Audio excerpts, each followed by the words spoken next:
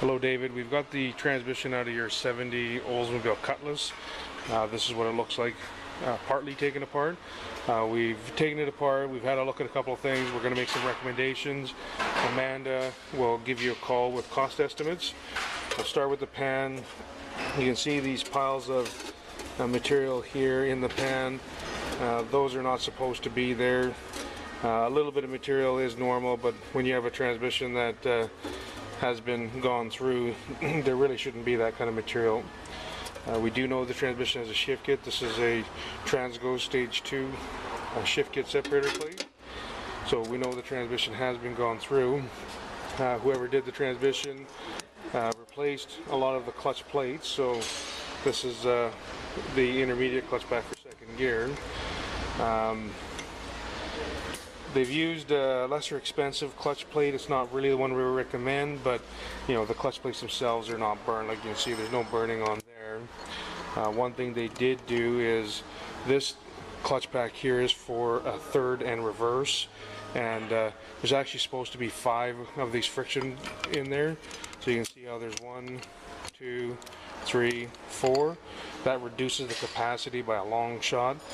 So we really need to make this a 5-pack clutch like it's supposed to be. That's going to require probably just putting in another friction, but we're going to have to replace those with Borg Warner frictions, which is the ones that we carry.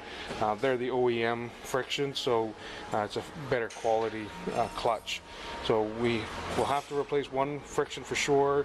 This piston down here, it's possible that this piston is from a 4 clutch pack, that we may have to replace that piston to get the 5 frictions in there, but the reality is we need 5 frictions in that clutch pack for it to live. In the this is the pump gear. This area in here engages onto the torque converter snout, and what's happened is this area down here where my thumb is, you can see a line there. There's actually a ridge that's not supposed to be there. So what's going to happen is when this sits down onto the converter hub, it's going to be wobbling around like that, and I'm going to create some noise. And we can see some evidence right here on the crescent of that gear touching. So the if it fits loose on the converter hub, what'll happen is this can sag over here and contact here and create a noise. So there's definitely evidence of that happening. You know, this gear set is going to have to be replaced. The pump itself looks okay, but the gears are going to have to be replaced for this thing to be proper. The one reason for the no holdback in second gear, what's supposed to happen, you're going to have a spring, a piston, and then there's a pin. This sits in that bore like that. Oil comes on this side of that piston, and what's supposed to happen is it's supposed to push in and activate against this band right here. So this band is your band for second gear holdback. And what they've done is, whoever assembled this, they actually put it in this way. So in essence, what's happened is there was no way to activate that band because this assembly here was misassembled. So of course, to get the holdback in second gear, this is going to have to be assembled correctly. We have not taken apart the gear train, which is going to be located here and back. We're going to recommend taking it apart. There's also a case saver that's been installed in the case, and that's, if you look at where the screwdriver is touching, this is not a factory piece, and this is not a factory piece here.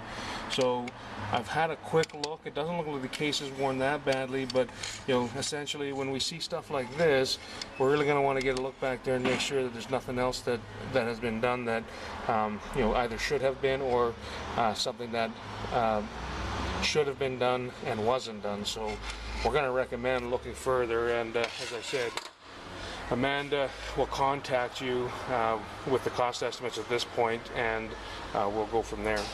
The other one thing to note, this is the end of your filler tube. That is supposed to be attached to your filler tube, but what's happened is where the O-ring groove is, it's broken. That probably explains why the transmission was so low on fluid, because when it's sitting, it's going to leak out the top. So this area right here is where the filler tube is going to go into, and so it'll probably leak out there, and this surface area is wet, so it does appear that that's happened. So we're going to have to replace that filler tube, of course, to make sure that we're not going to have a leak.